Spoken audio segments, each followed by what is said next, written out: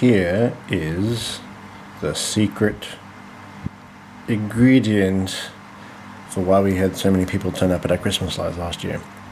So this is the guts of the electronics that drives the lights that we didn't put in our fence, but we put down the road within line of sight of our neighbours our down the road neighbours on Darcy Road, who have an amazing set of lights, and everybody goes to look at theirs, and we sort of scab off them a bit. So this is a voltage regulator, this is a charge controller, and this is an 18650 lithium battery.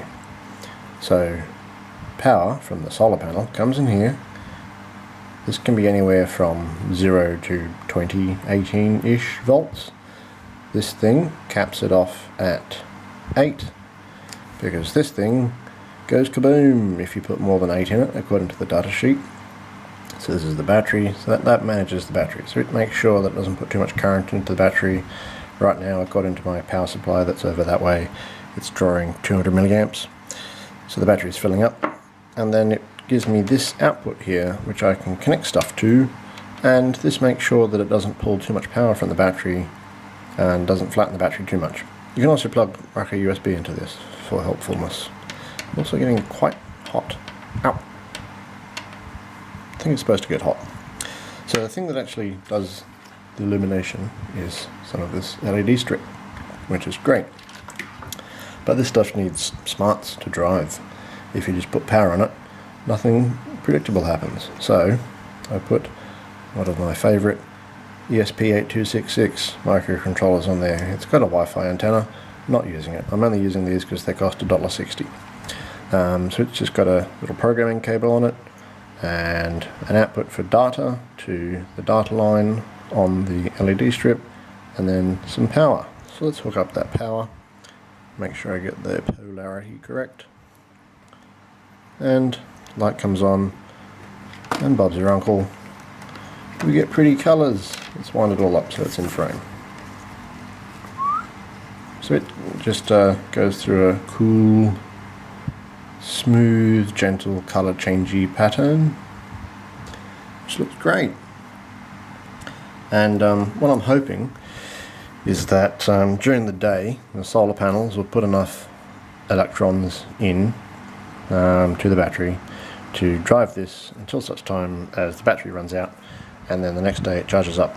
So I'm going to mount this whole kit and caboodle on a bit of 90 by 35 pine that I will stick into the ground and within line of sight of our far more popular neighbours, and then put this stuff, this pretty light changing stuff, in some core flute boxes that my mum made for us last year that have the website URL cut into them. And yeah, it'd be great. Last year I just had 3 AA batteries powering this, which was simple and effective. 3 AA batteries is 4.5 volts, yes, which is too much for these. These die if you give them more than 3.3, much more than 3.3. But because the LEDs draw so much power, the 3 AA's couldn't keep up with the power draw, so the voltage sagged down low enough that this didn't overheat and die. So it's much the same here. The power output from this thing is actually nominally 5 volts, but because I'm overdriving it, this is happy. The lights are undervolted but happy enough. That is overvolted but happy enough. I did want to try disconnecting, omitting this, because this induces losses. Not a heap, but some. So I was thinking that I might connect the solar panel directly to this Duvalaki, but I figured it'd be safer to put a regulator in there to cut that voltage down. Much of the time the voltage will be up around 12 to 18 volts, which is well above the 8 volt maximum, the absolute maximum as the scary data sheet calls it. So that's the circuit that I'm using. So theoretically I should be able to disconnect this power here. I don't know how charged this battery is, but let's disconnect the power and see what happens. Hey, it runs. It's alive.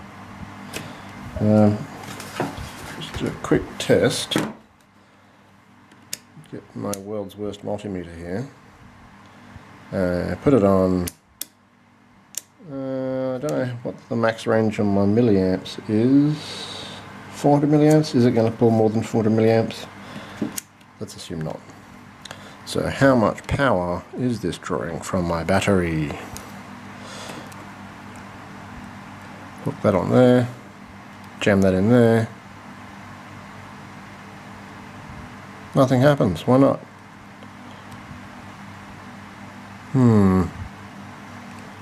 Does it matter which way round this goes? I shouldn't imagine so. Should just give me negative current if it didn't work.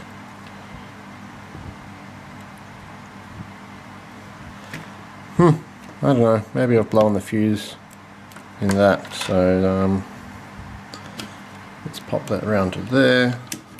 Pop that to the 10 amp setting. What do we get? Not a sausage. Oh, that's disappointing. Oh well.